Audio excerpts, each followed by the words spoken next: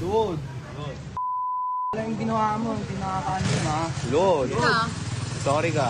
Pilit pinaluhod ang binatilyong ito na nakasuot ng uniforme ng Pasig City. Isa pang lalaki nakaputi ang nakatayo sa tabi niya na pinapahingi ng tawad ang nakaluhod na lalaki. Pasensya na sa ginawa ko. Pero bigla na lang siyang hinampas-hampas ng nakasombrerong lalaki at paulit-ulit na sinabihang umayos ka. Inawat ng nakaputing lalaki ang kanyang mga kasamahan. Pero bigla niya itong binigwasan sa panga.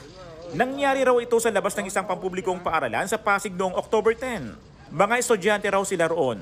Nagreklamo na sa presinto ang mga magulang ng biktima. Kasi natatrauma na po yung anak ko.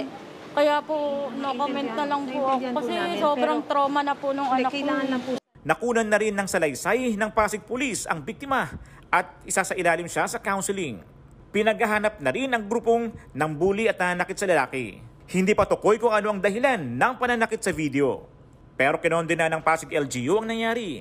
Nakikipag-ugnayan na raw sila sa School Division Office para imbestigahan ang insidente. Magsasagawa rin sila ng mga hakbang para maiwasan ang bullying sa loob at labas naman ng eskwelahan. Wala pang pahayag ang pamunuan ng paaralan. Ako si Hannibal Talete para sa 1PH.